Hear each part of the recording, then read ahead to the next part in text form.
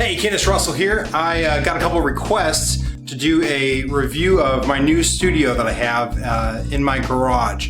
This is partly a studio and it's partly me just getting all my music crap out of my house and putting it into one like central location. So everything's not strewn around my living room anymore, and so it's all in the garage. I want a good spot where I can get everything all at once. So thought I'd give you a little tour of my little setup, see all that I have, and hope you enjoy. So here we go.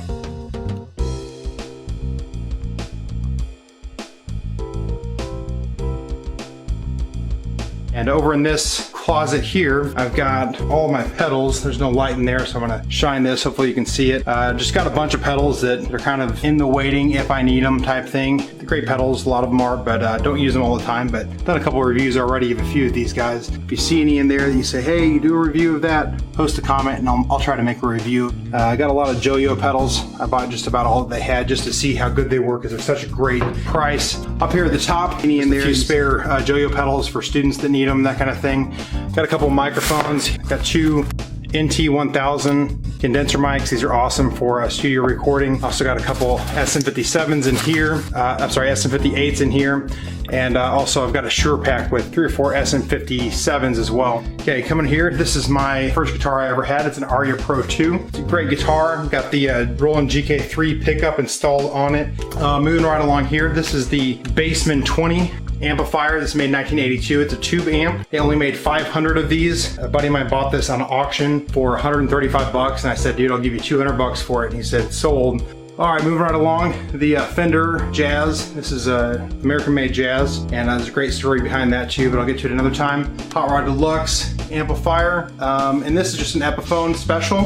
Somebody, I think, owed me some money or something, and I took that instead, and I replaced the pickups. That's actually a pretty decent guitar. Right around here, the Line 6 Flextone 3. A couple other pedals that, right now this is set up for like a bass thing, doing like a bass synth thing on it. But anyway, there's a few of those pedals. If you want to see any of those reviewed, you can. Right down here is a Princeton Chorus. This is my brother-in-law's, is letting me use. Actually, a lot of this equipment is his. Those microphones up here, these NT1000s are his, and this Shure pack is his. And down here is a Boss GT6 effects processor that I've used exactly 0 times. It's also my brother-in-law's. It's a great processor from what I hear, but I have not been able to use it yet. And then this is the bass amp. This is an Ampeg BA 115, but it's a pretty good amp. Moving right along, go to next TSA. Got a review of that. Check it out on my YouTube channel. A bunch of reviews and things I've done of the Roland GR55. I don't want to go into any more of that. And then I've also done a review of this Trace Elliot 1210, and it's a great bass amp. I use that a lot for recording. Just love it. Anyway, here is the studio setup. First off, for this right here is an old Hammond organ. You can see the emblem right there. And I'm gonna take a step back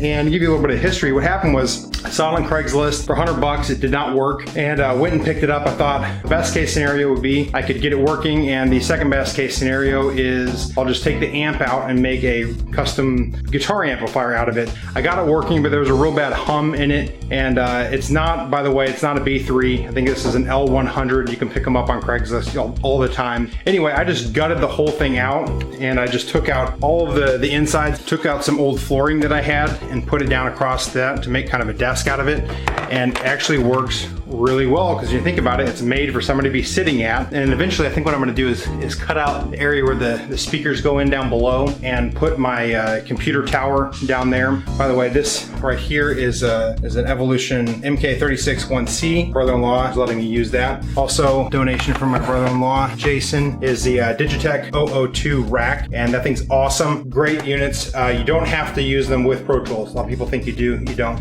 Around here is a Furman power conditioner at the bottom, then a Presonus Eureka preamp. That thing's awesome, also from my brother-in-law. And at the top is a Lexicon MX200, which is like a delay and reverb unit that I honestly don't use too much, but I put it in there anyway. Over here I've got all my cords. I like to have everything organized, everything put in its place. I'm not really a super organized person, to be honest with you, on every part of my life, but in the music stuff I like for it to be kept really well. And this is another Hammond. This, I think it's called an M100, or actually this one this model is called the M134. But anyway, this is a tube amp organ, and they got this thing working, and my dad is awesome at playing the organ. Sometime I'm gonna have him come do a review of how to actually play the Hammond properly. I'd love to get a Leslie on this thing, and it would sound freaking awesome. And finally, we've got my drum set. This is just a Pearl Forum. This is their old school Pearl Forum fusion kit. So it's a smaller kick drum and the smaller toms. Got a 14-inch floor tom and 14-inch snare. I think it's just an 18-inch kick drum. But this thing is great. I like it because it's small. I got everything hooked up where it's just sitting on this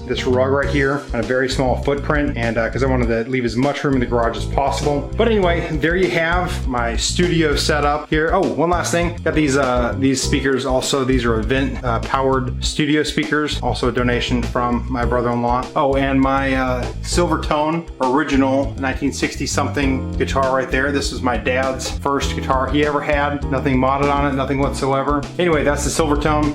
And there's my studio. If you saw anything in here that you liked, thought, man, that'd be really cool to get a review on or see what my take is on it, feel free to send me, comment, send me a question. Anyway, thanks for watching. Hopefully you enjoyed.